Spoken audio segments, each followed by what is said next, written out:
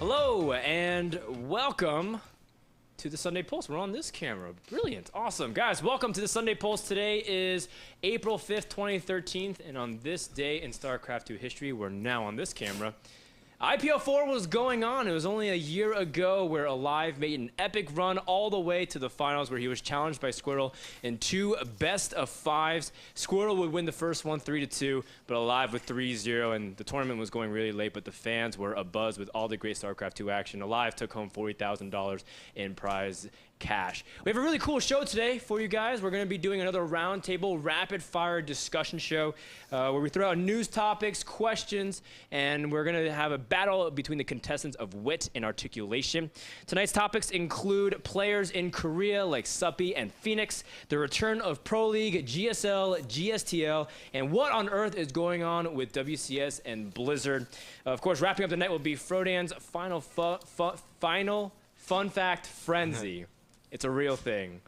And it's going to be an awesome opportunity for contestants to win the prize. Of course, the contestants tonight are none other than Ben, Mr. Bitter Nickel, as well as Kevin, number 2 ranked Fantasy Pro League player worldwide, Rotterdam van der Kooi. How do you like that title, Kev? I like it. It's just a matter of time before it's number 1, though. Like, the first guy, he did a really good job. I think he kind of, like, hacked my account, looked into my lineup, did pretty much the same thing, and then just, like, put everything on the first play day, so hoping he get an early lead. But this is just a matter of time, Ben. I think the truth needs to come out. You need to thank Dan and me for building your Pro League team for you. No. Because just last week you were carrying on, Ben, seeing is believing. Yeah. Bisu, I've heard all this, but seeing is believing. And sure enough, there's Bisu on the fantasy team. And all this jealousy and envy coming from my enemies. Who's enemies here? We're all friends here. No, you're enemies in my fantasy Pro League. We're going to talk about fantasy later tonight, but it's going to be a lot of fun.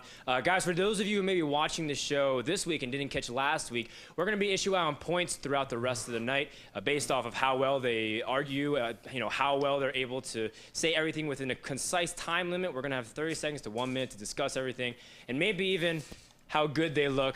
Tonight, I think, Ben, I like your shirt a little bit more than Kev, so Ben's going to start off with 10 extra points. Why not? 10 is going to be where Ben starts off of. Bravo. But you know what? There's plenty of points to be made. That's fine, then. Tonight we're going to Vegas, and I might like your shirt a little bit less, so the rest is going to get free drinks, and you're not. Man, and the real winner is me, because I get points and free drinks. Fair enough. The beginning of the show, we're going to go on the wire, where we're going to be covering lots of news, headlines, and topics, where then we're going to go to Blank My Life, which is a new segment that we're going to be doing, which is really fun. I'm going to throw out a scenario or a question, and you guys will fill it in based off your own opinion and creativity. And then we're going to go to Take a Stand, which is a contested, hot debate round. And in Take a Stand, we're going to be covering WCS, which I know a lot of people are anxiously waiting to hear what we have to say, particularly because WCS directly involves us. After that will be trivia, and that will be the show. I'm really excited. Do you guys have any questions, comments, concerns, balance wines before we start the game? Don't like your shirt. I think it's a fine shirt, Dan. Thank you, Ben. Thank you, Ben. 20 points for Ben. Let's put it on the record here. All right, let's go on the wire and discuss the headlines around the StarCraft 2 universe, beginning with the first story that Evil Geniuses has announced that one of their players will be entering the hyperbolic time chamber. That's right. This summer, Conan Suppy Liu will travel across the eastern seaboard and hone his StarCraft 2 skills. Suppy will spend his summer dedicated as a full-time pro gamer. As a part-time pro thus far, Suppy has managed to place top 8 in the BWC, place as the highest NA player in MLG Fall Championship, and win the NASL Gauntlet, which was a heated King of the Hill, if I do so say myself. My question to you guys, 30 seconds, is that where does Suppy currently rank in North America? Does he place top 5? And if he goes to Korea, will that launch him into the upper echelons of players? Kev, let's begin with you, 30 seconds on the wire. He's definitely among my best 5 North American Zergs. I wouldn't put him top 5 overall, even though he's really close, man. He's had a couple of really good results already. I love how he carried his team to the Collegiate Star League. I think that was awesome. He's a great guy, and I really think that Korea might give him that extra boost that he needs to perhaps be a more consistent player, because he had those great runs at BWC, but we always kind of feel like, that's just every now and then. So yeah, I think he's going to do fine, and I would love to see him in Korea. I think it's going to be awesome, and I think he will be top 5 NA. Oh, I think it's a very concise way to put it. Ben, what do you think? I think easily he's top 5 in North America, right behind Scarlet. It's hard for me to put him ahead of Vibe because Vibe does have the WCS results that really speak for themselves. But Suffi has just been a consistent performer for the Evil Geniuses, played great at the Battle.net World Championships. And I put him in the same league as the Scarlets, the Nurchios, the Stefanos of the world. He's not at that exact level yet, but I do feel like after some time in Korea, we're going to see Suffi reaching that level, maybe even surpassing that level. We know he's a workhorse, and we know he's going to get really good. Cool, and that's pretty much what we're going to do. We're going to try to move past the news a little bit faster so we can get to the more fun discussion points. Our second story, we're talking about players in Korea. Why not a player that's returned after a long hiatus? As, I'm going to mess this up, man. Giancarlo Morayo Alejo, aka Phoenix, has announced his return to LGIM due to acute tendonitis. Phoenix's last appearance was BWC, where he placed 17th to 24th. Currently, the Peruvian WCS champion and former Fnatic member. He was once an IEM champion and a DreamHack second runner-up, but that was a long time ago. Will Phoenix be relevant again? Ben, what do you think? 30 seconds. Man, I love the Phoenix announcement. He was like, "Hi guys, you might remember me. I'm LGIM Phoenix," and I thought that was so funny because he's announcing that he's coming out of retirement, he's coming back, and all I could think of would be like the LGIM coach sitting there reading the news one day. LGIM Phoenix, who? You know, it's like, who is this guy? I remember Phoenix from the MLGs and from that one IEM win that he did manage to chalk up. Back then, he was good, but he was just like as good as the other top North American players. I don't think this announcement really carries much water. I don't expect to see much from Phoenix. I would love to be proven wrong, but at the end of the day, he's just another Western player who can't really cut it in Korea. Kev, what do you think? I'm going to have to agree with Ben on this one, even though I do remember that tournament as well. I think he beat QXC back then in the final. Hawk was top 4. The Gun Run was even commentating that tournament. That was really funny if you think back of it. And that DreamHack run was pretty cool, but back then there were barely any Koreans. I think just Top and this other guy, Inca, went to DreamHack. So despite that being a really good result, it's so long ago. It's basically right now saying like any guy that was extremely good in beta, hey guys, here I am. So I'm afraid that Phoenix won't do all that good. At BWC, he did manage to beat Zoc, if I recall correctly, but he lost to Illusion twice. So I don't know. I'm afraid that it's not going to have a major impact on the foreign or the Korean scene, for that matter. And yeah, I wonder what the. I'm sure he'll compete in Latin America. Yeah, I don't think Yoda is too worried about his spot in the main lineup. Somewhere Killer's like, man, I got to practice my verse Terran. I think like Yoda and MVP are like, do you think we have to worry? Let's skip practice today. I think we're good. I think it'd definitely be cool to see Phoenix do really well, but he does have a great practice environment, like you guys said, at LGIM. Speaking of LGIM, they have picked up yet another sponsor. It seems like every week or so there's a new sponsor for this team. Now they are sponsored by Kingston HyperX. Now, critics have been saying that ESF will eventually die out to Kespa in the long run because Kespa has more money, they have more organizations backing them. But is LGIM that one exception that does it right? Is it fair to compare them to a team like EG that, at least in terms of the Korean model, LGIM is doing things correctly? What do you think, Kev? Well, I don't have all the insight in the Korean scene, so I can't really speak for all the teams. It's needless to say that LGIM is definitely doing things right. Not only do they have the insane amount of star power, they also try to market their players pretty well. They can still do a much better job at it, but they're already doing a really good job. They're reaching out to the community. That's what we love to see. But I think it goes too far to say that they are the only team that's doing it right, because we don't know what Red Bull does with StarTale and the other way around. I think StarTale is a great team too, and I'm pretty sure there's always a lot of stuff going on behind the scenes. So I can't speak for everyone, but they are on the right track. Yeah, Red Bull's throwing their players out of planes, man. How can you? Man, actually, that could like be. That's definitely a good way to thin out the roster. It's like, oh, have fun, and there's no parachute with them. It's just like, guys. Man, if that like the title of the news these days, like Bomber jumps out of an airplane, that could get received rather wrong. That could escalate really quickly. It's like, oh, Bomber out of airplane. That was funny, Kev. Plus 20 points. Ben, what do you think? First of all, I want to say that if we don't know what's going on behind the scenes, I think that really speaks to the fact that these teams are doing it wrong. If you're trying to market your players, then we should see that. That should be very evident to us as fans and as spectators of the esports community. Is LGIM the EG of the Korean ESF teams? Absolutely not. EG, their business is marketing their players and building up those personalities. They've got a stranglehold on that streaming market. We see the EG guys every single day. Every day. That is not the LGIM business model. LGIM creates champions. EG creates personalities. In the past 3 years, LGIM has 11 victories in major tournaments, 6 second-place finishes, 7 more top 4s, and so many more accolades to their credit. They are not EG. They are far stronger than EG in the player development department, and they're not a marketing company. All right, well, Ben, it seems like you have so much extra knowledge on LGIM's background. I'm going to toss you a bonus question. Kev can steal if you don't get it right. How many of LGIM's sponsors can you name? This is not the trivia question for later, but can you name all their sponsors? No, I can't name all their sponsors. But do you think that's... And I don't care to. That speaks to the fact that they're not marketing their sponsors appropriately. Exactly. That's how many of the EG sponsors can you name? Probably, I could probably get pretty close to all of them. Go. Go ahead. I want to hear it. So we're doing a special round and here. they have to be in the right order, because yeah, that's important. Monster. Wrong. Razor. Whoa. Who's our title sponsor?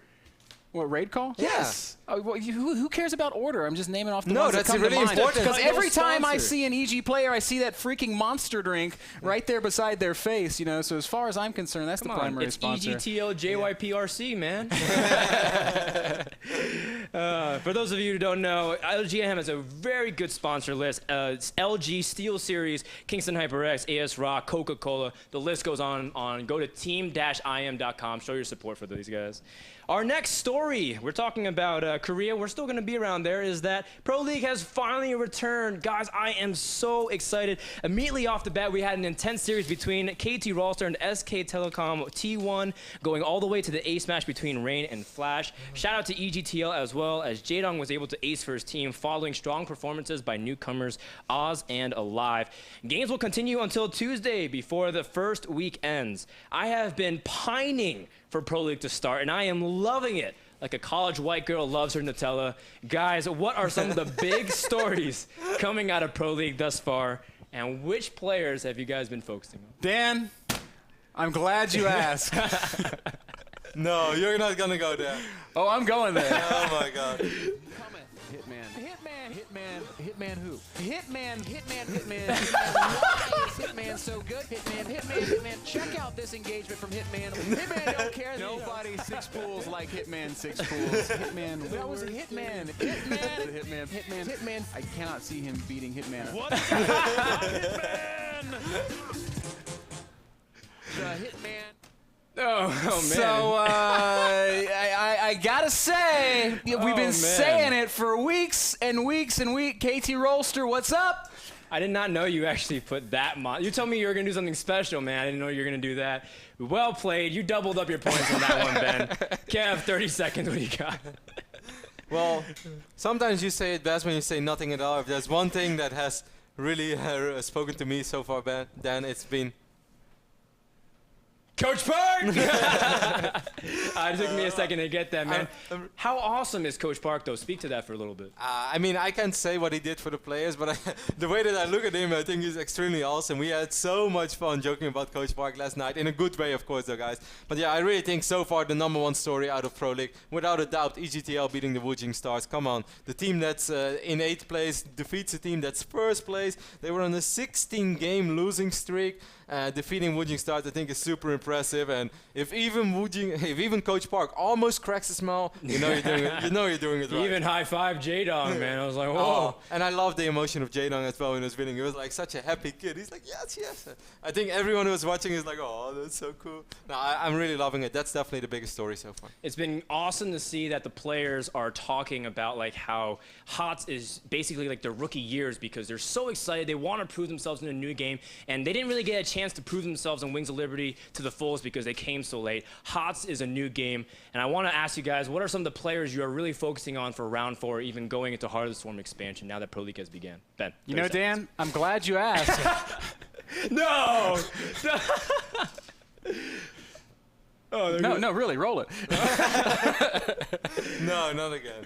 Okay, all right, we don't have to roll it, but I am loving what we saw out of Hitman. Can we look back at the game he played against Sue? Right, that was brilliance. Oh wait, this is playing again. Hitman don't care. Nobody 6 pools. So. Hitman's playing some really good StarCraft, man. They're playing on what's the city? Core Hall, floating city, floating island, whatever that ridiculous map is. When you see the kind of on-the-fly decision making that Hitman was making, metagame breaking, high-level decision making.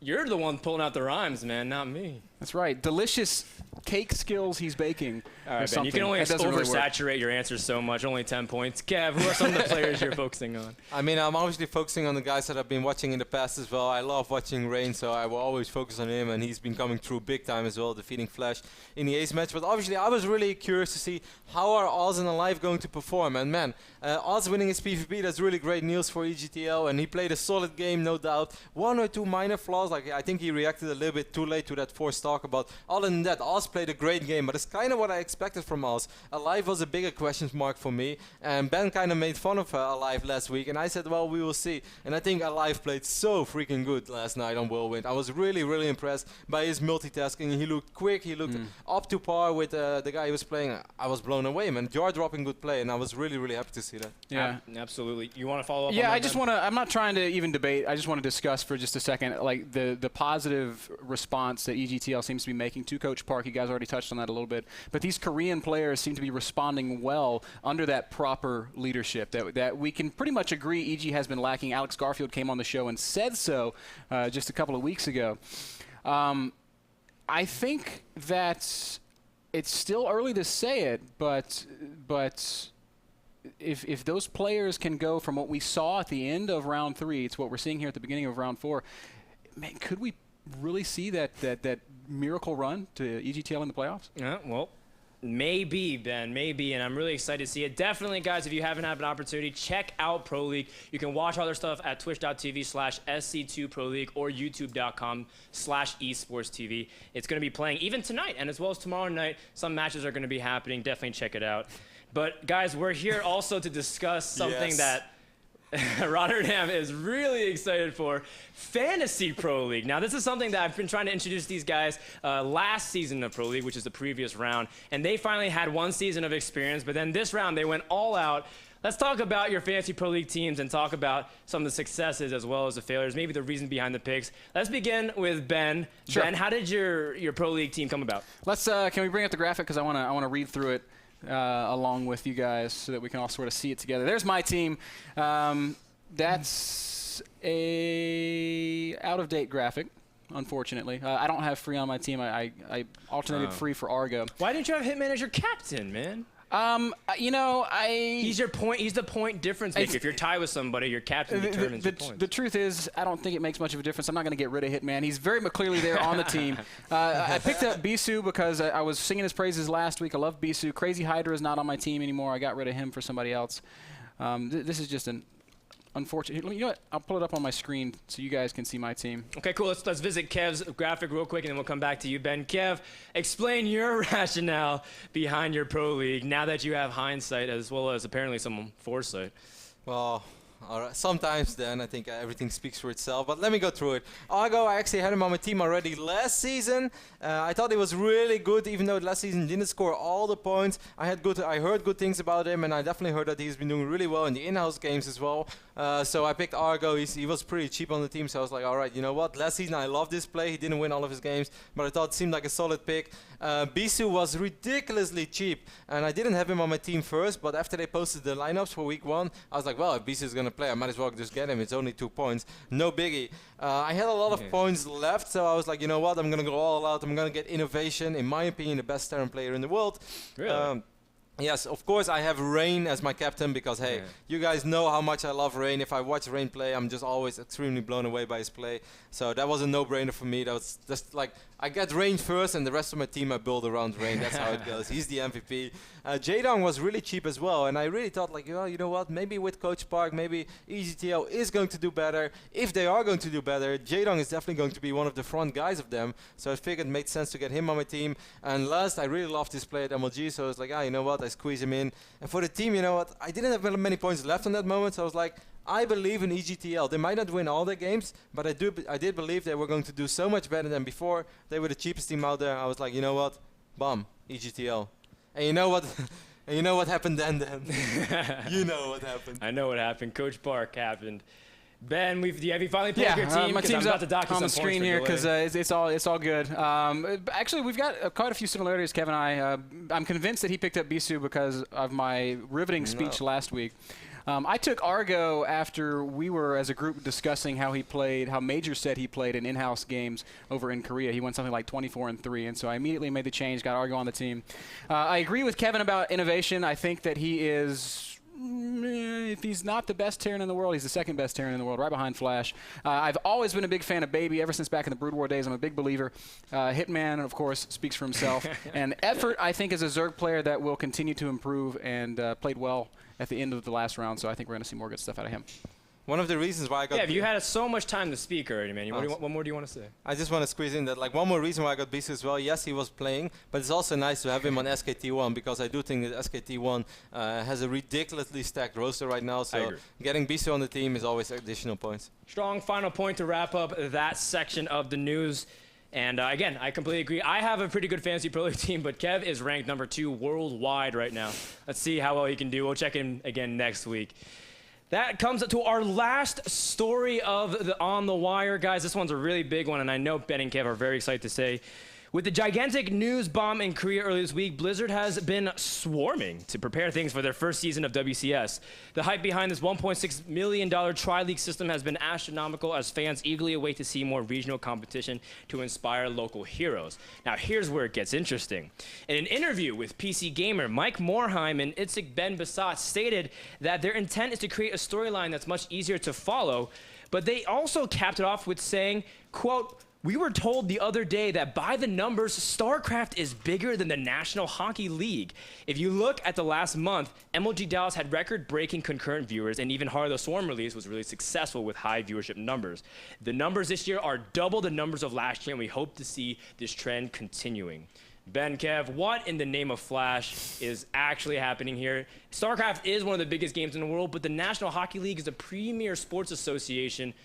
Is this statement true? Let's start off with you, Ben. All right. So nobody wants StarCraft to be bigger than the NHL than I do. I would love for us to be one of the leading entertainment mediums in the world. The fact is we're not, and especially Blizzard has a responsibility to accurately represent where we actually stand. That statistic comes from total hours of content consumed, and you just cannot make that comparison.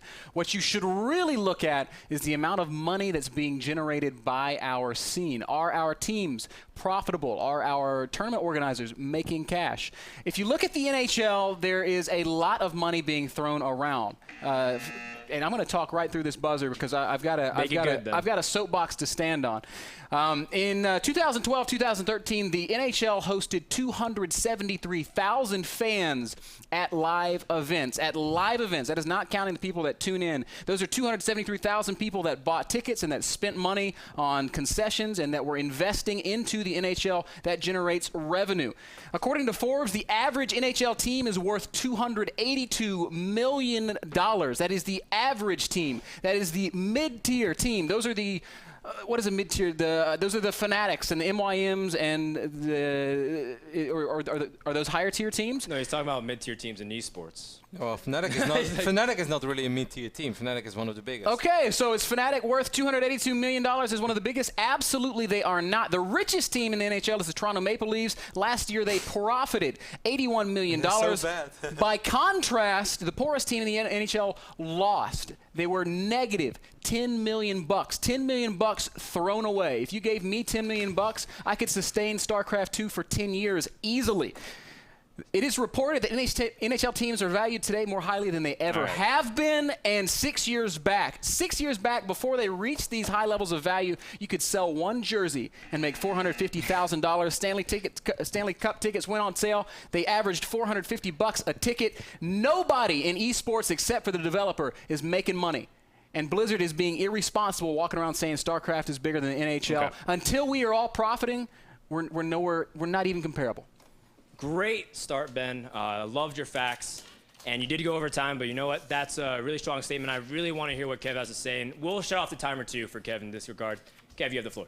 Yeah, I think that quote is just pulled out of context a little bit. I can imagine in maybe like 1 or 2 areas, like either if it's hours consumed, or maybe even like the reach worldwide, as in like how many countries watch a certain StarCraft game. Because I can imagine there are plenty of countries out there where the NHL is really not all that popular. Like hell, I've never met a Dutch person in my life who is watching the NHL, but I've met plenty of StarCraft fans, obviously. But overall, I really do not think that we're even in the same ball game. Like it's not even close. A couple of facts that just Ben said as well, additional facts. It's like the average NHL game, and there are 1,200 games in the regular season. That's like freaking insane. Has 17,000 live attendees. I mean, if we get a crowd in like IM Katowice with 6,000 people, we're all, oh my god, this is the best crowd ever. Happens 1,200 times a season with 17,000 people in the stadium. Like you cannot even compare that. Or even like salaries, like we are blown away. Like Parting gets $8,000 or $9,000 per month. That's really awesome, man. He's making so much money. The average salary in the NHL, and they have a players union with over like 600 players, is like 2.5 million. Guys like Crosby and Ovechkin get around 10 million per year. It's like, come on, you cannot even compare that. It's like, it's not even the same. There's absolutely no comparison. And the most telling thing of all, we live in the middle of the desert. We live in the middle of the freaking desert out here. We went to a minor league hockey game in the middle of the desert a couple of weeks ago, and there were 13,000 live fans in attendance. That's right, and it wasn't even half full. If I can pack 13,000 live fans into a hockey game in the desert, but I cannot fill our Season 4 finals, are you really going to tell me that StarCraft is bigger than the NHL? It's really funny that you actually mentioned that, and I'll close this up real quick because I didn't even know you were going to mention the Maple Leafs, but I took a picture of, I captured a picture. I wasn't actually there. I would love to go to a Maple Leafs game. But there's a picture of a crowd at the Maple Leafs stadium that we can pull up. And then I compared that to an MLG crowd, and then I compared it to the NHL Season 4 crowd. And I was like, where are we going with this, man? NHL is where we want to be. Yes. It's not that we surpassed them already. But that's all we're going to say on it. We're done with On the Wire, which means we're going to be doing a point check currently. Ben, you started off with really, really good Hitman montage and strong points. 450 points is more than adequate for that. Although he did go over time, I'm going to allow that for now. Kev, 375, but I mean, if you made your own montage for Rain, you probably would have scored over 500. That's going to do it for round number 1 here on The Wire for Sunday Polls. When we come back, we go into round number 2, where we are going to fill in the blanks. We're going to imagine and use our creativity and put it to test. This is the Sunday Polls. We'll be back in just a couple of minutes.